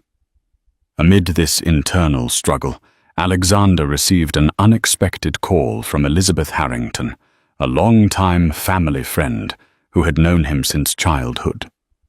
Elizabeth, known for her no-nonsense demeanor, asked to meet him at a quiet cafe in Manhattan's Upper East Side. Curiosity piqued, he agreed, hoping she might offer some insight or at least a distraction from the chaos of his personal life. When he arrived, Elizabeth wasted no time. She slammed down a series of photos on the table Cassandra in compromising positions with a man clearly not Alexander. One of them showed Cassandra intimately close to the so-called private investigator who had fed Alexander lies about Olivia. Elizabeth's lips thinned in anger. "I got these from a reliable source who has been watching Cassandra Hawthorne for a while. She's not who she says she is, Alexander." Confusion and rage warred in his eyes. "Where did you get these? That's not important. What is important is that you see for yourself. The woman manipulated you. She arranged a con, Alex, and you fell right into her trap. She's exploiting your vulnerabilities, and you threw away Olivia in the process." Shame flooded Alexander, mingling with a surge of defensiveness. He demanded an explanation, any reason that might exonerate him. But the more he asked, the deeper the pit he dug himself into. He recalled the forced investigator meeting the suspicious receipts for exotic spa treatments that never quite matched up to any pregnant woman's routine, and the seeds of doubt Cassandra had planted in his mind about Olivia. The picture was becoming brutally clear, yet the final blow came later that night, when Cassandra, oblivious to Alexander's new knowledge, let slip a detail about a checkup she was supposedly attending. The date she gave clashed with an evening business event she had attended with him in Chicago. She tried to backtrack, but the damage was done. Realizing her slip-up, Cassandra tried to seduce him to distract him from the truth, but he pushed her away, eyes dark with betrayal. "What's the truth, Cassandra?" he asked, voice trembling with suppressed fury. She tried to conjure another lie, but her expression faltered. In a last-ditch effort, she pinned the blame on Olivia. "That woman never deserved you. She's nothing compared to you." Her words only fueled Alexander's revulsion. He saw now how expertly she'd manipulated him, and how willingly he had let it happen. Anguish twisted in his gut as he realized he had lost the woman who truly loved him, all for a seduction built on deceit. Cassandra, sensing the end, tried to appeal to his guilt tears, streaming down her face, but the sincerity of her breakdown was lost on him. In that moment he knew he had to cut ties with her if he wanted any chance at salvaging his life and reclaiming a modicum of self-respect. Olivia's pregnancy complications grew more severe in her third trimester. She experienced high blood pressure and frequent spells of dizziness. Her obstetrician warned that she was at risk for preeclampsia, urging her to take it easy and remain under close medical supervision. Despite her heartbreak, Olivia tried to remain focused on her unborn child. She clung to the hope that the baby would be her solace, a ray of light in her darkest hour. Late one night, about 6 weeks before her due date, Olivia woke to severe abdominal pain and alarming cramping. Alarmed, her parents rushed her to Mount Sinai Hospital in Manhattan, one of the best facilities for high-risk pregnancies. The doctors diagnosed her with preterm labor, likely induced by the immense stress she had been under. As nurses hooked her to monitors, the baby's heartbeat filled the room in a hurried rhythm that both comforted and frightened her. She was given medication to slow the labor and steroid injections to help the baby's lungs develop. Word of Olivia's hospitalization reached Alexander through Elizabeth Harrington, who had stayed in close contact with the Sinclair family. He arrived at Mount Sinai in the early hours of the morning, his face pale and drawn. Unsure of his reception, he hesitated at the door to Olivia's room. His eyes took in the sight of her, hooked to IV lines, her face flushed with pain, her brow beaded with sweat. The memory of throwing her out and doubting her fidelity haunted him, making each step toward her bedside feel like walking on shards of glass. Robert Sinclair intercepted him. The older man's eyes blazed with protective anger. "You have no right to be here," he snapped, voice low to avoid disturbing Olivia. Alexander's throat tightened. He nodded slowly. "You're right. I don't. But I need to see her to apologize to be here if she needs anything." Margaret, who had emerged from the hallway, placed a hand on her husband's shoulder. Her voice was tired, but still gentle. "If Olivia asks you to leave, you must respect that." Inside the room, Olivia saw him hesitating at the doorway. Her eyes flickered with a myriad of emotions: hurt, longing, resentment, and an underlying love that refused to vanish, despite his betrayal. She turned her head away, tears filling her eyes. Yet something in her core told her that letting him see what he had done to her might finally bring closure, or at least clarity. Alexander approached slowly, tears in his own eyes. "I'm sorry," he whispered, his voice raw.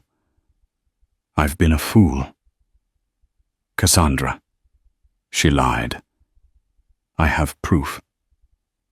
He broke down, explaining the manipulations, the forged photos, the false pregnancy claims. "I let my own guilt and her lies twist my mind against you." "I'm so sorry, Olivia." His confession washed over her like a wave. She had suspected as much, but hearing it from his lips forced her to confront the bitterness inside her. Emotional exhaustion combined with the physical pain left her unable to respond with anger. She simply nodded, tears leaking from the corners of her eyes. "I don't know what to say," she finally managed. "I don't know if sorry is enough for what you've done." Before Alexander could respond, a sharp pain seized Olivia, forcing her to clutch her stomach. Machines beeped wildly as the nurse rushed in to check on her. The baby's heart rate was dropping, a dangerous sign. Within minutes, doctors converged on the room, deciding an emergency C-section was necessary. Olivia was wheeled away, leaving Alexander in the hallway, numb with fear and guilt. The waiting felt like an eternity. Alexander paced the corridor, ignoring the stares from Margaret and Robert, who couldn't quite bring themselves to forgive him either. Finally, a doctor emerged, removing his surgical mask. "She's stable, and the baby's delivered," he announced. "A boy. Born premature, but breathing on his own. We're taking him to the NICU for further monitoring." A rush of relief and gratitude swept through Alexander. He asked if Olivia was okay to see him. The doctor nodded, cautioning that she needed rest. As he entered the recovery room, he found Olivia pale, her eyes fluttering open. The exhaustion etched into her face was rivaled only by the stoic determination that came from safeguarding her baby. When she saw Alexander, she offered a weary nod. After a series of post-op checks, Olivia agreed to let him accompany her to see their son in the NICU. Tiny, wrapped in tubes and monitors, the infant still managed to grip his father's finger with surprising strength. Alexander's eyes welled with tears as he whispered, "He's perfect. He looks like you."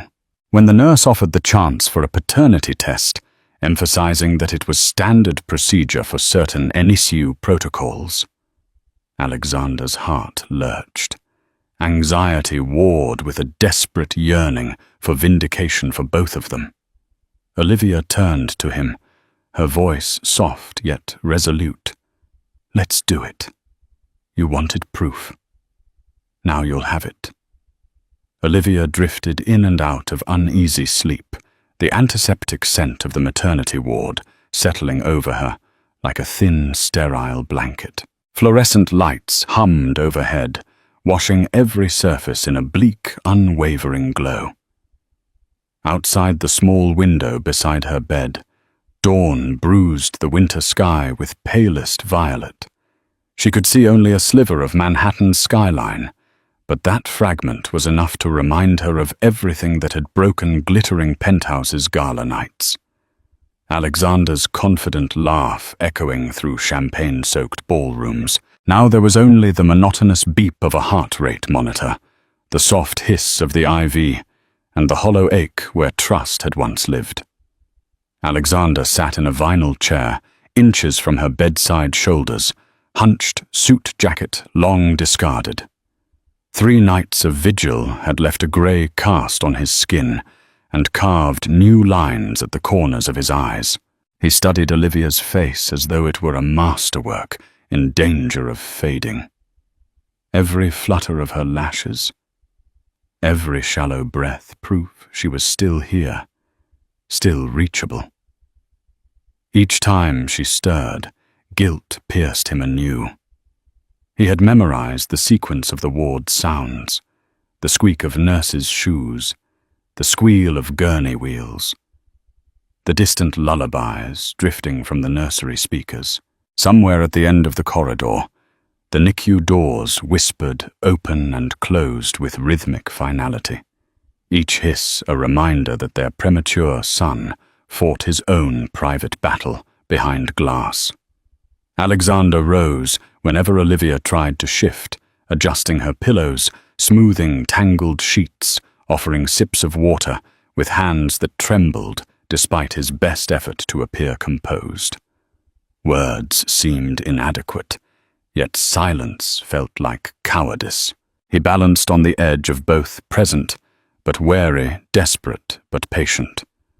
The afternoon after their son's birth passed in ragged fragments of time. Olivia's parents came and went, leaving flowers that perfumed the room with hope. Nurses checked vitals, charted numbers, whispered praise about the baby's slow but steady progress. Through it all, Olivia spoke little. Her voice, when used, was soft and functional. "Yes, thank you, I'm fine."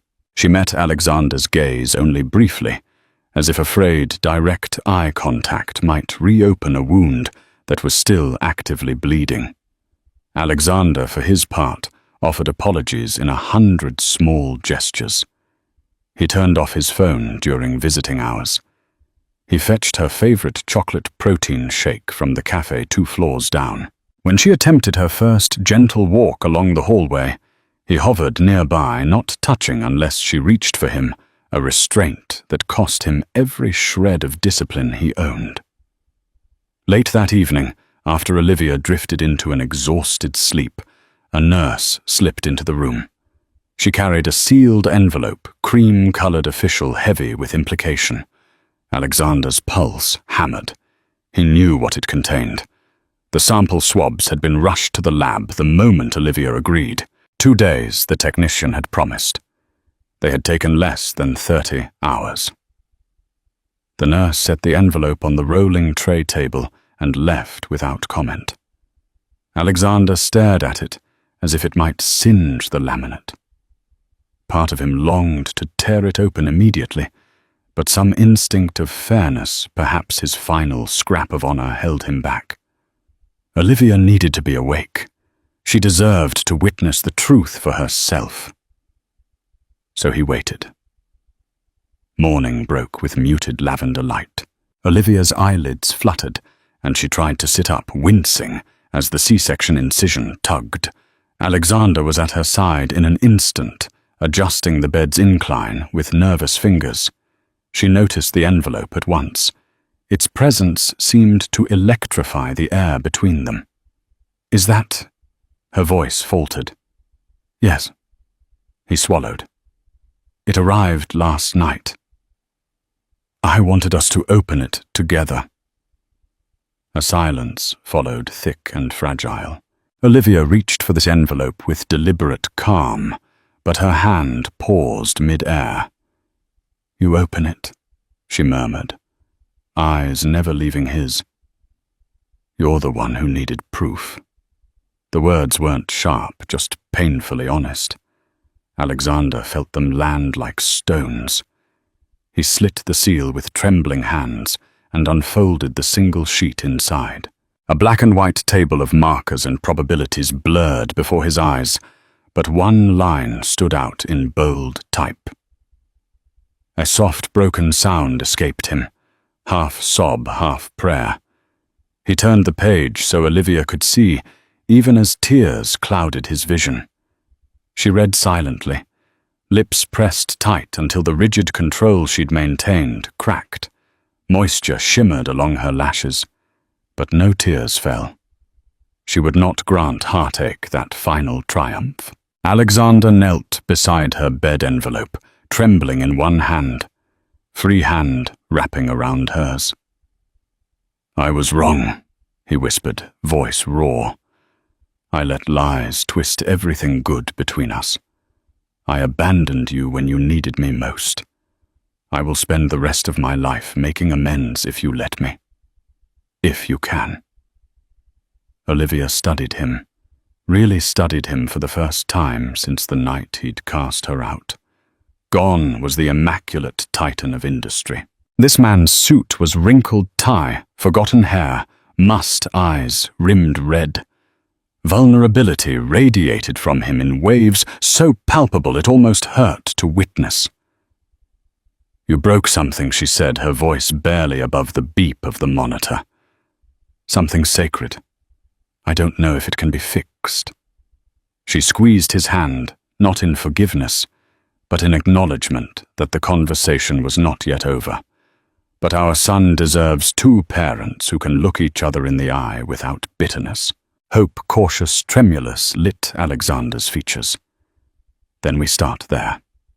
With him. That afternoon, they entered the neonatal intensive care unit together. The world narrowed to a soft cocoon of beeping machines and incubators glowing with gentle amber light. Their son, only 3 pounds and change, slept beneath a tangle of tubes and wires, chest rising in quick hummingbird gulps. A knitted blue cap donated by a volunteer perched on his head, like a crown too large for its monarch. Olivia's breath hitched. Alexander instinctively wrapped an arm around her, but paused at her slight stiffening. Instead, he offered his forearm for support. She accepted, leaning just enough to take weight off her incision while keeping a fractional distance. A nurse encouraged them to place a hand through the porthole and let the baby curl his fingers around theirs. Alexander's throat closed when the tiny hand, no larger than his thumb, clenched with surprising strength. Warmth, real, visceral, flooded him. This life was theirs, a truth, no doubt, no rumor could erode. Olivia watched father and son, one tear finally slipping free. She brushed it away quickly, but Alexander saw. He didn't speak. Some hurts required silence to breathe. The following morning, Alexander left the hospital briefly. He returned to the Greenwich mansion, now unbearably hollow, and summoned the head of security. Cassandra's access codes were deactivated within the hour. He drafted a terse termination letter informing her, PR firm, their contract was void due to breach of ethics. Her belongings, silk robe, perfume bottles, a pair of crystal-beaded stilettos, were boxed and shipped to an address she'd once bragged about. He placed the DNA results on top sans note. There was nothing more to say. The press, already buzzing with rumors, latched onto photos leaked by Elizabeth Harrington. Cassandra's fabricated empire collapsed almost overnight. Alexander didn't follow the headlines. Public vindication felt hollow next to the private wreckage he'd caused. He sold the Manhattan pied-à-terre, where he and Cassandra had met the Board of Temptation. The proceeds went directly into a trust fund under Olivia's sole control security for their son, regardless of what became of Alexander's contrition tour. Back at the Sinclair home, Olivia's world rearranged itself around midnight, feedings, pumping schedules, and whispered consultations with pediatric specialists. Alexander visited daily, but never unannounced. He texted first May. "I come at 2. Brought the prenatal vitamins you like and accepted." No with grace when Olivia needed space. He learned diaper folds, burping rhythms. The delicate art of swaddling. He burned through business podcasts during late-night rocking shifts, believing efficiency could coexist with cradle songs.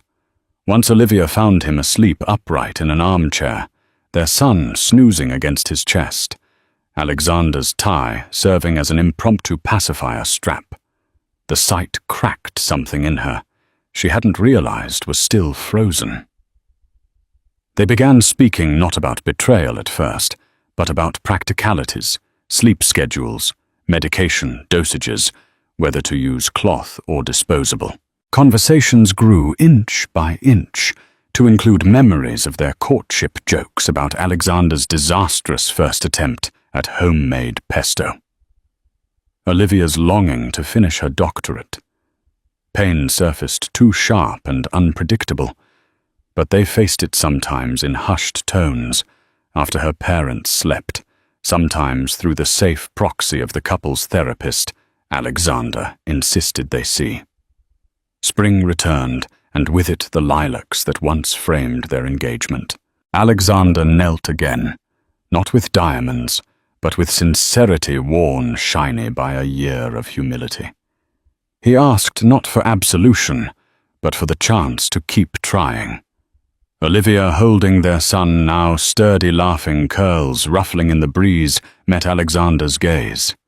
She saw the daily proofs, consistent presence therapy appointments never missed. Corporate receptions declined if they pulled him from bedtime stories. Day by day, she said, voice sure. No grand promises. We build the bridge stone by stone. He accepted her terms gratefully, understanding that true forgiveness is not a gift, but a discipline, practiced, renewed, earned. On the final night before Olivia agreed to visit the mansion once more, they sat on her parents' porch. Their son slept in a portable bassinet, nearby night air cool against rosy cheeks.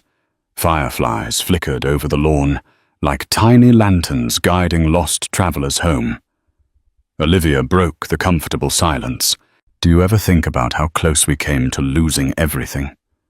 Every hour, Alexander admitted. It keeps me honest. She turned toward him, eyes reflecting porch-light gold. Then let the memory stay not as punishment, but as proof that truth matters more than pride and love more than rumor. Alexander nodded.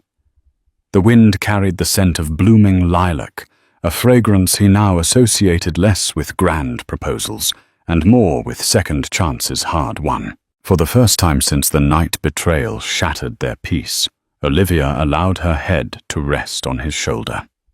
Alexander closed his eyes, pulse steadying beneath the gentle weight. The path ahead was long unglamorous and utterly worth it.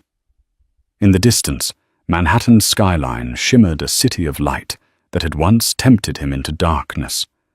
Tonight it simply looked like a place full of imperfect people, trying, failing, and if fortunate, learning to love better the second time around. Love, trust, betrayal. These threads bind us all in fragile unity.